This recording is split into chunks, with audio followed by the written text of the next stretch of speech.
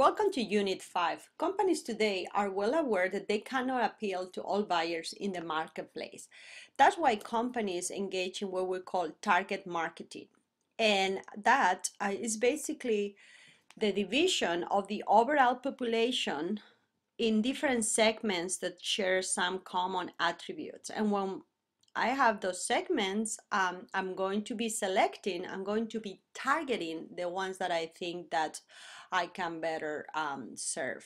So how does it work? Companies engage in this three-step process. The first one is what we call segmentation, which is the process by which we divide the population in different segments.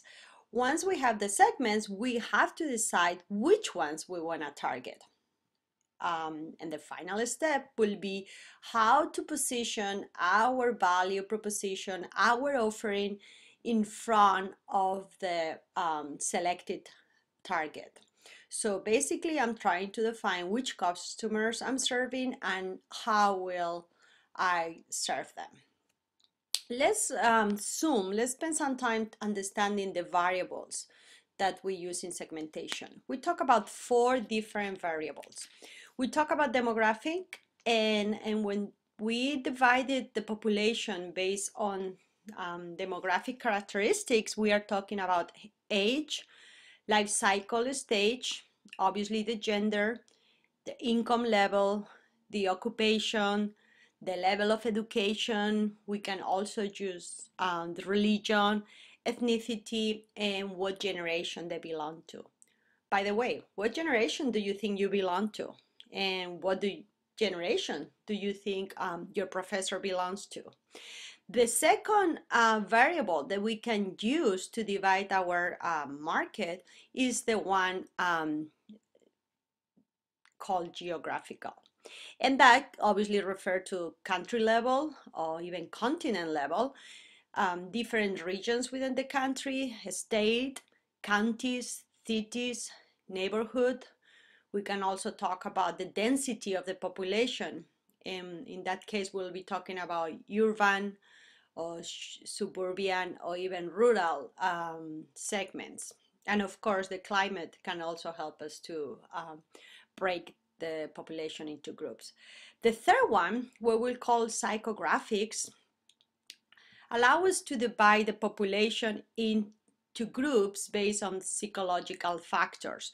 So what we are looking there is into the social class that our audience could belong to, the lifestyle, and the personality. And there is a very interesting test you can take online to see what segment you belong to from a psychographic perspective. The last group of variables that we are using for segmentation is based on purchasing behavior. So we'll try to understand in which occasions consumers buy our product.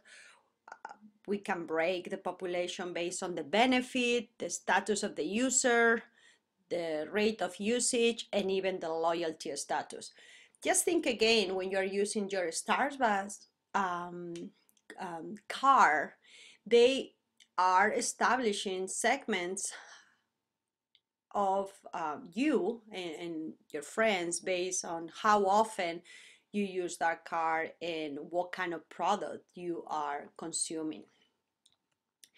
Once we have those groups created, what we need to understand is what segment is more attractive.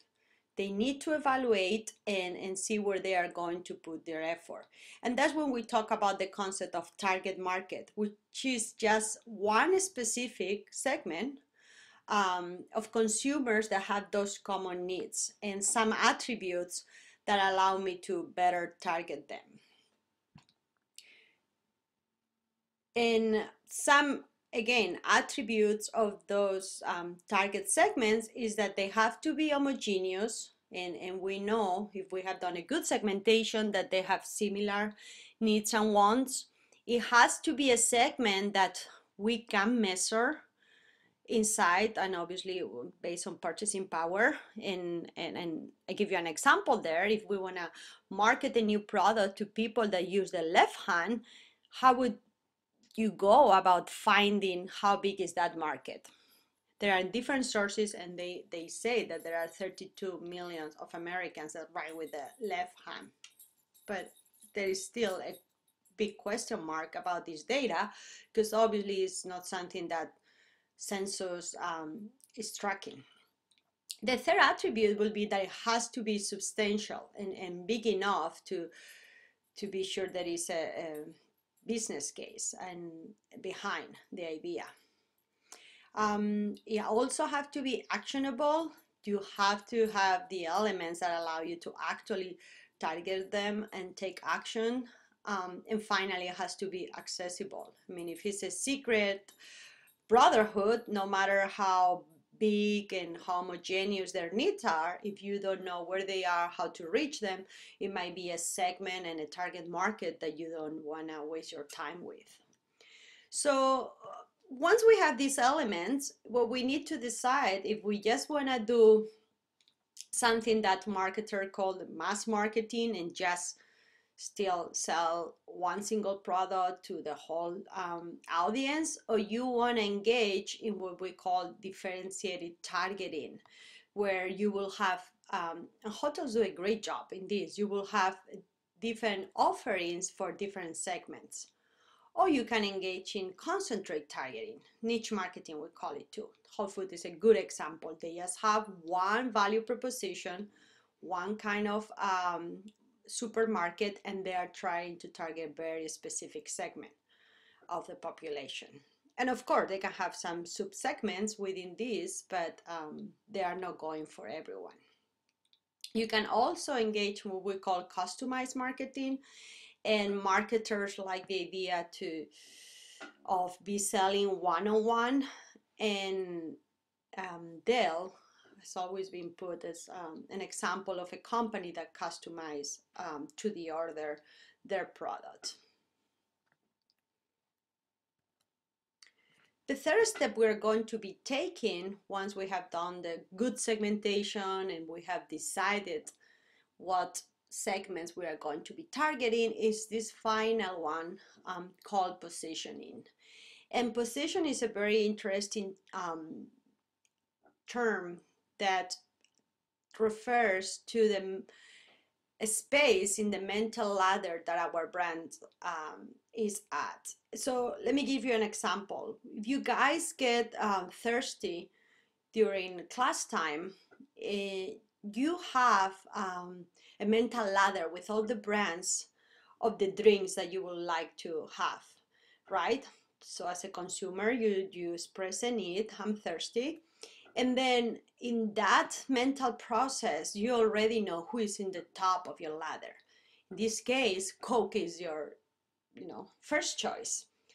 Pepsi goes second, Gatorade goes third. So the idea, what marketers try to do with their positioning effort is to move up the ladder. So when you have to take a purchasing decision, you are going to go for that brand. In the, I guess, war between Dunkin' Donuts and Starbucks, Dunkin' Donuts like to say that they are not competing for the same customer.